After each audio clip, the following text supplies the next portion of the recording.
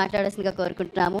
Of course Gita arts నుంచి వారు రావడం జరిగింది. సార్ అక్కడ నుంచి వచ్చిన వాళ్ళందరూ ప్రొడ్యూసర్స్ అయిపోతున్నారు సార్. Back to back.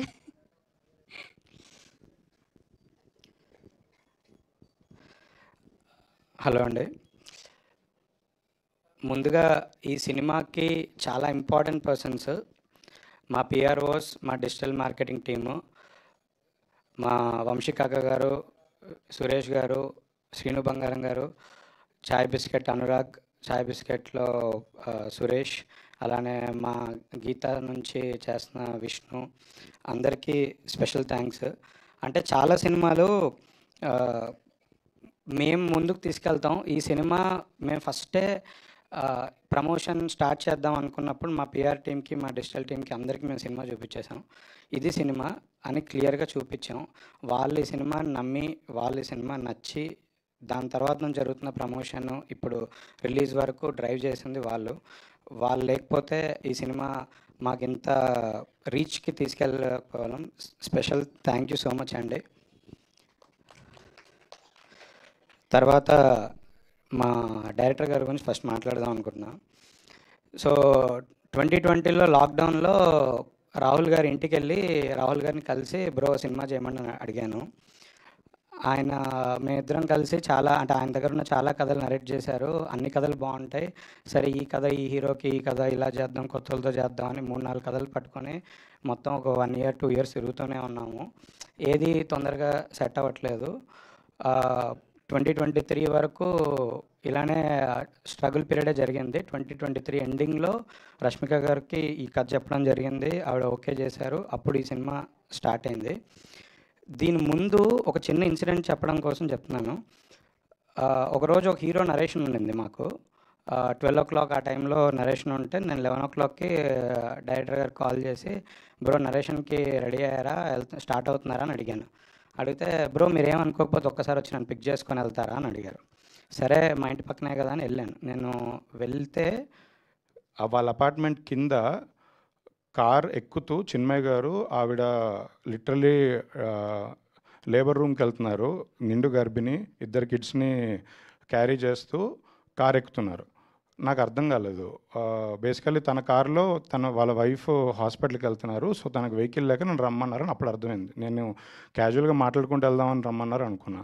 నేను అది చూసి బ్రో అసలు ఈ టైంలో నరేషన్ ఏంటి బ్రో, మీరు వెళ్ళండి, నరేషన్ పోస్ట్పోన్ చేద్దాం, ఒక 1-2 days తర్వాత పెట్టుకుందాము అంటే, లేదు బ్రో ఇది నాకు చాలా ఇంపార్టెంట్, ఈ టైంలో అంటే నరేషన్కి వెళ్ళాలి, నేను చిన్మయ్ గారు కూడా చెప్పారు ఇట్లా నరేషన్కి వెళ్ళి నరేషన్ అయిపోయాక హాస్పిటల్కి రమ్మన్నారు, నేను వెళ్ళాలి అన్నారు. నాకు అసలు ఏం మాట్లాడాలో అర్థం కాలేదు. చిన్మయ్ గారు కష్టపడుతూ కార్ ఎక్కారు, స్టిల్ అలానే మళ్ళీ కార్ దిగి నాకు అర్థం కాలేదు, సైలెన్స్లో ఉన్నా. ఆవిడ వచ్చి ఆల్ ది బెస్ట్ చెప్పి వెళ్ళారు. అంటే ఒక సినిమా పట్ల ఒక సినిమా ప్రాజెక్ట్ షేపప్ చేయడానికి ఆ రోజు అంటే ఆ కపుల్ వాళ్ళు ఆ టైంలో నరేషన్కి రావడం అసలు నాకు నా లైఫ్లో నేను ఎప్పుడు మర్చిపోలేను. అంటే నా కళ్ళెమ్మ నీళ్ళు వచ్చేసింది ఆ రోజు. అలాంటి సిచ్యువేషన్లో కూడా ఆయన సినిమా కోసం తప్పిస్తూ ప్రయత్నం చేస్తూనే వర్క్ చేశారు. తర్వాత ఈ సినిమా షూట్ స్టార్ట్ అయింది, అంతా బాగుంది. రాహుల్ గారి ఫాదర్ ఎక్స్పైర్ అయ్యారు రీసెంట్గా. ఆ టైంలో కూడా నేను రాహుల్ గారిని పలకరిద్దామని వాళ్ళ చెన్నై వెళ్ళాను వాళ్ళ ఇంటికి. వెళ్తే ఆయన మామూలుగా చాలా డల్గా ఉంటారు అని కొంచెం ఓదార్దామని వెళ్తే ఆయన బ్రో ఒక జస్ట్ 11th day వరకు ఉండమంటున్నారు బ్రో, అప్పటి వరకు వెళ్ళొద్దు అంటున్నారు, నేను 11th day కార్యక్రమం చూసుకొని వచ్చేస్తాను బ్రో అంటే నాకు అసలు ఏం మాట్లాడాలో అర్థం కాలేదు. ఈ మనిషి సినిమా కోసం ఎంత పిచ్చితో అంటే సినిమానే లైఫ్గా చూశారు. తన ఫ్యామిలీ మెంబర్స్కి అంటే వాళ్ళు ఎలాంటి సిచ్యువేషన్లో ఉన్నా సినిమాకి మాత్రం ఎప్పుడు తక్కువగా చూడలేదు. సినిమాని కంటిన్యూస్గా ఆయన ప్రేమిస్తూనే సినిమాతోనే ట్రావెల్ అవుతున్నారు. అంటే ఇలాంటి డైరెక్టర్ని అసలు చాలా అరుదుగా చూస్తాం. అందరం సినిమాల కోసం కష్టపడతాం కానీ అదే లైఫ్ అదే ప్రాణంగా పనిచేసే డైరెక్టరు అసలు నా లైఫ్లో మీలాంటి డైరెక్టర్తో పనిచేయడం నా అదృష్టం. నేను ఎప్పుడూ ప్రౌడ్గా ఫీల్ అవుతాను. తర్వాత ఎన్ని సినిమాలు చేసినా ఎంతమందితో ఏదున్నా మీతో ఉన్న జర్నీ నేను ఎప్పటికీ మర్చిపోలేను. ఫర్ ఎవర్ లైఫ్కి మీరు నాకు నెక్స్ట్ సినిమాలు చేయాలి, బట్ స్టిల్ లైఫ్కి మీరు నా బెస్ట్ ఫ్రెండ్. నాతో పాటు అలానే మన జర్నీ కంటిన్యూ అవ్వాలని కోరుకుంటున్నా. సినిమా టైంలో 100 సార్లు ఆయనకి బిగ్గెస్ట్ ఎనిమీ నేనే, బిగ్గెస్ట్ ఫ్రెండ్ నేనే ఈ సినిమాకి. మేమే తిట్టుకుంటాం, మేమే కొట్టుకుంటాం. అన్ని ఎమోషన్స్ మా ఇద్దరి మధ్యలోనే ఉంటాయి. రీసెంట్గా ఒక 2 days బ్యాక్ అన్నపూర్ణ స్టూడియోలో మొత్తం ఫైనల్ కాపీ రెడీ అయిపోయి యూఎస్ కాపీ ప్రింట్ వెళ్ళిపోతూ నైట్ ఆయన 3 o'clockకి నన్ను ఇంటి దగ్గర డ్రాప్ చేసి ఆయన ఇంటికి వెళ్తున్నారు. మా ఇంటి దగ్గర కార్ ఆపి జస్ట్ నేను దిగే ముందు 2 minutes నాతో మాట్లాడుతున్నారు. ఆయన ఒక ఇంపార్టెంట్ థింగ్ చెప్పారు. అంటే ఈ సినిమా జర్నీ గురించి మాట్లాడుతూ, ఈ సినిమా సూపర్ హిట్ అయితే ఇప్పటివరకు లైఫ్లో ఆయన హైదరాబాద్లో అసలు ఆయనకు సొంత ఇల్లు లేదు ఎక్కడ. కనీసం ఈ సినిమా హిట్ అయితే నెక్స్ట్ సినిమాకి మంచి రెమ్యూనరేషన్ తీసుకొని ఒక ఇల్లు కొనుక్కుంటాను బ్రో, 2 kids పెద్దగా అవుతున్నారు, వాళ్ళని చూసినప్పుడల్లా ఒక ఇల్లు కొనుక్కోవాలనిపిస్తుంది అని మాట అన్నారు. బ్రో, ఈ సినిమా హిట్ అయ్యాక మీకు మీ సొంత ఇంటి కల నేను నెరవేరుస్తాను. మీరు సినిమా తర్వాత ఎప్పుడైనా చేయండి నాకు, కానీ మీ సొంత ఇంటి కల నేను నెరవేరుస్తాను. మీకోసం కాదు, మీ ఫ్యామిలీ అందరి కోసం, మీ కిడ్స్ కోసం.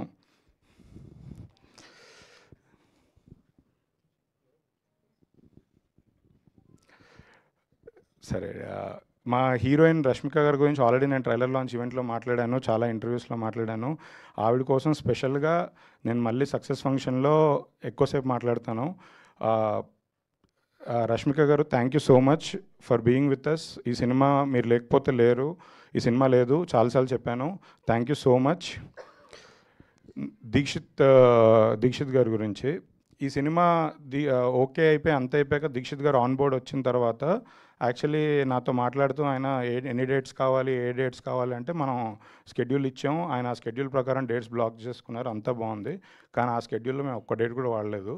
ఏ స్కెడ్యూల్ మన దగ్గర లేదో ఆ డేట్సే ప్రతిరోజు ఫోన్ చేసి బ్రో ఒక్కరోజు బ్రో ప్లీజ్ బ్రో అంటే ఆయన పాపం ఒక్కరోజు కూడా నో చెప్పకుండా మొత్తం సినిమా షూటింగ్ అంతా వేరే వాళ్ళని రిక్వెస్ట్ చేసుకుంటూ వేరే వాళ్ళ షూట్లోంచి పర్మిషన్ తీసుకొని వచ్చి మేము అర్ధరాత్రి ఫోన్ చేసినా నెక్స్ట్ డే మార్నింగ్ ఫ్లైట్ తీసుకొని వచ్చారు. Bro, thank you so much. మీరు ఆ టైం మాకు ఇవ్వకపోతే, అంటే మీకు తెలుసు మనం ఆ రోజు కాలేజ్ లొకేషన్స్ పర్మిషన్స్ వీకెండ్సే వస్తాయి, రష్మిక గారి డేట్స్ ఇంత ఇదిలో మేము ఎప్పుడు మిమ్మల్ని రిక్వెస్ట్ చేయడం లాస్ట్ మినిట్లో మీరు మాకు సపోర్ట్ చేశారు.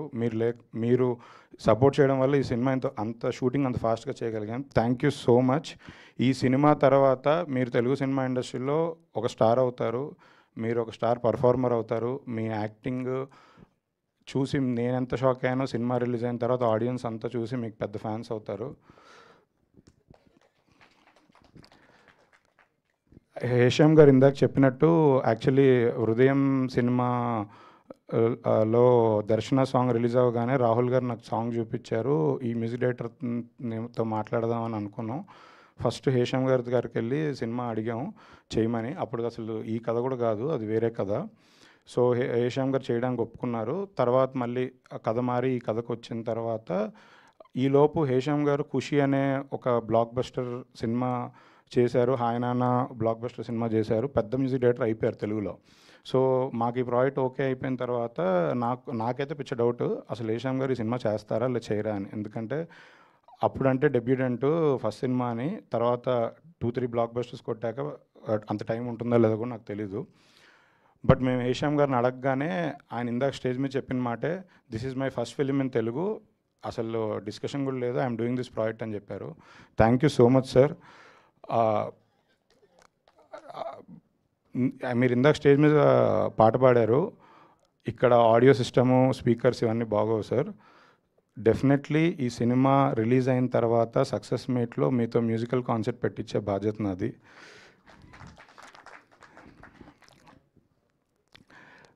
చాలా సినిమాలకి మ్యూజిక్ డైరెక్టర్ ఒకళ్ళు ఉంటారు, ఆర్ఆర్ వేరే వాళ్ళు చేస్తారు. మీరు ఎన్నో ఫంక్షన్స్ చూసుంటారు మీడియా వాళ్ళు. ఇద్దరు మ్యూజిక్ డైరెక్టర్స్ ఒక స్టేజ్ మీద చాలా, అంటే నాకు తెలిసేది ఎప్పుడు ఉండరు. కానీ ఈ సినిమాకి ఫస్ట్ టైం నేను ఇద్దరు మ్యూజిక్ డైరెక్టర్స్ని స్టేజ్ మీద చూశాను ఇందాక. అంటే చాలామందికి చిన్న చిన్న ఇష్యూస్ ఉంటాయి, అంటే ఈగోస్ ఇష్యూస్ అవ్వచ్చు, వర్క్ ఇష్యూస్ అవ్వచ్చు, చాలా ఉంటాయి, క్రియేటివ్ డిఫరెన్స్లు ఉండొచ్చు. బట్ ఈ సినిమాకి ఇద్దరు పిల్లర్స్ లాగా మాకు సపోర్ట్ చేసి లాస్ట్ మినిట్ వరకు ఇద్దరు మిక్సింగ్ థియేటర్లో ఉండి కాపీ చెక్ చేసుకొని గ్రీన్ సిగ్నల్ ఇచ్చారు. Thank you so much for giving us that time and keeping so much of effort in the last minute. Thank you so much. Prashanth Vihari గారితో actually mental మదిలో సినిమాకి నేను డిస్ట్రిబ్యూటరు. ఆ సినిమాలో పాటలు బాగుంటాయని చూసి ఇమీడియట్గా దొరసాని సినిమాలో అప్రోచ్ అయ్యాం, చేశారు. ఆ సినిమా సక్సెస్ అవ్వకపోవడం వల్ల ఆయన అంటే పాటలు అంత రీచ్ వెళ్ళలేదు. నెక్స్ట్ సినిమా డెఫినెట్లీ ప్రశాంత్ గారితో ఫుల్ సినిమా చేయాలని కోరుకుంటున్నాను. బట్ ఒక హిట్ సినిమాలో ఈ సినిమాతో పార్ట్ అవుతున్నాం. ఎడిటర్ చోటకే ప్రసాద్ గారు కూడా నాకు ఎన్నో ఇయర్స్గా తెలుసు. నా ఫస్ట్ సినిమాకి ఆయన ఎడిటర్గా చేయాలి. అప్పటి నుంచి ఆయనతో ఒక పెండింగ్ బాకీ ఉండిపోయింది నాకు. భయ్యా ఈ సినిమాతో పెద్ద హిట్ కొట్టబోతున్నాం, మన ఇద్దరి జర్నీ ఇక్కడి నుంచి స్టార్ట్ అవ్వబోతుంది. అంటే నా అన్ని సినిమాల్లో ఎడిటర్లు మారిపోతుంటారండి, అది నా కర్మ, నేనేం చేయలేను. ఫస్ట్ ఎవరితోనో స్టార్ట్ చేస్తాం, లాస్ట్కి వచ్చేసరికి ఎవరో మారిపోతుంటారు. బట్ ఈ సినిమా మొత్తం చోటాకే ప్రసాద్ గారు ఉండి చేశారు. ఆయనతోనే నేను ఫర్దర్గా అన్ని సినిమాలు చేస్తాను. అందరు అయిపోయారు. లాస్ట్ ఈ సినిమా జరగడానికి మెయిన్ కారణం మా విద్యక్క. అంటే విద్యక్క సపోర్ట్ లేకుండా, విద్యక్క ఈ సినిమా అంటే విద్యక్క లేకుండా ఈ సినిమా ఉండేది కాదు. మొత్తం స్ట్రెంగ్త్ అంతా విద్యక్కే ఇచ్చారు మాకు ఈ సినిమాకి. అంటే జనరల్గా అరవింద్ గారు అంటే నాకు చాలా భయం. నేను ఆయన దగ్గరికి వెళ్ళి మాట్లాడాలన్నా నాకు భయం. ఆయన పిలిచి మాట్లాడే వరకు నేను అసలు వెళ్ళను. ఈ సినిమాకి మొత్తం అరవింద్ గారి దగ్గర వెళ్ళి అడగాల్సినవి లేదా అప్రూవల్స్ తీసుకోవాల్సింది లేదా ఏదైనా కమ్యూనికేట్ చేయాల్సింది ఏదున్నా విద్యక్కే చేశారు. ఈ మొత్తం అంటే అరవింద్ గారితో ఏ డిసిషన్ తీసుకోవడానికి వెళ్ళినా కొంచెం టఫ్, అదన్నీ విద్యక్కే చేశారు. నాకు ప్రతిసారి నువ్వు రా ఒకసారి అంటే అక్క మీకు దండం పెడతా మీరు వెళ్ళండి అని చెప్పేవాడిని. సో నిజం చెప్పాలంటే నా బాధ్యత అంతా ఆవిడే మోసారు. అంటే అందరూ అనుకుంటారు గీతా ఆర్ట్స్లో అంటే చాలామంది ప్రొడ్యూసర్స్గా పడుతుంది అండ్ విద్యక్క వచ్చి అరవింద్ గారి డాటరు. సో అది ఈజీ కేక్ వాక్ అనుకుంటారు, కాదు. విద్యక్క సోలోగా సింగిల్ సినిమాతో బ్లాక్ బస్టర్ కొట్టారు. నెక్స్ట్ విద్యక్క వరుస సినిమాలు పెద్ద పెద్ద బ్లాక్ బస్టర్ కొడతాడు. ఆవిడ హార్డ్ వర్క్, ఆవిడ జడ్జిమెంట్ అవన్నీ ఫ్యూచర్లో మీరు చూస్తారు. ఆవిడ ఎవరి షాడో కింద లేరు. ఆవిడ ఇండివిజువల్ ప్రొడ్యూసర్గా టాప్ ప్లేస్కి వెళ్ళబోతున్నారు. నాకు ఒక చిన్న కోరిక ఉండేది చిన్నప్పటి నుంచి, అరవింద్ గారు దత్ గారు కాంబినేషన్లో ఇద్దరు పార్ట్నర్షిప్స్లో చాలా బ్లాక్ బస్టర్ సినిమాలు వచ్చాయి. ఈ సినిమాతో స్టార్ట్ అయ్యి ఫ్యూచర్లో నేను విద్యక్క ఒక 10 సినిమాలైనా బ్లాక్ బస్టర్ సినిమాలు చేయాలి అని కోరుకుంటున్నాను. అలా ఒక సినిమా అయిపోయాక వదిలేకండి అక్క.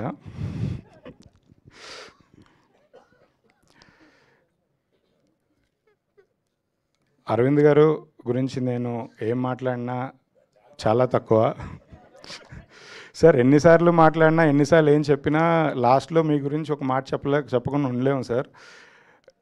నాకు నా లైఫ్లో దేవుడు నా లైఫ్కి ఏమైనా చేశారు అంటే నా లైఫ్లో దేవుడి రూపంలో అరవింద్ గారే అన్నీ చేశారు.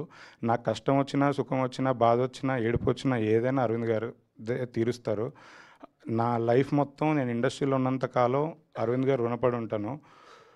నేను రుణం తీర్చుకోలేను కానీ నేను ఎప్పటికీ రుణపడి ఉంటాను. నాకు సార్ మీ దగ్గరకు వచ్చి జర్నీ స్టార్ట్ చేసిన తర్వాత హైదరాబాద్లో ఏదో ప్రొడక్షన్ ఆఫీస్ ఒకటి, విజయవాడలో సీడెడ్లో ఆఫీస్లో డిస్ట్రిబ్యూషన్ ఆఫీస్లో ఒకటి ఉన్నాయి సార్. నేను ఆఫీస్ పెట్టినప్పటి నుంచి నాకు కోరిక ఉండేది సార్. ఫస్ట్ ఆఫీస్లోకి ఎంటర్ అయ్యాక అరవింద్ గారు ఫోటో పెట్టాలని కోరిక ఉండేది సార్. కాకపోతే ఆయన పర్మిషన్ లేకుండా ఫోటో పెడితే ఆయన పేరు వాడుకున్నట్టు అవుతుంది అని ఒక భయంతో నేను అసలు ఎప్పుడూ ఏది పెట్టలేదు సార్. ఈ సినిమా తర్వాత నేను విత్ యువర్ పర్మిషన్ అన్ని ఆఫీసులలో మీదే పెద్ద ఫోటో పెట్టుకుంటున్నాను సార్. లైఫ్ లాంగ్ ఆ ఫోటో లేకపోతే నాకు ఆఫీస్లో ఏ పనిలో అవ్వదు సార్. నాకు నిజంగా ఆఫీస్లో ఫోటోలు కావాలి sir. Thank you so much sir. Thank you so much అండి. ఒక పక్క అరవింద్ గారిని ఫోటో అడిగేశారు, ఇంకో పక్క విద్యా గారిని అక్క అక్క అంటూ మొత్తం ఫ్యూచర్ సినిమాలన్నీ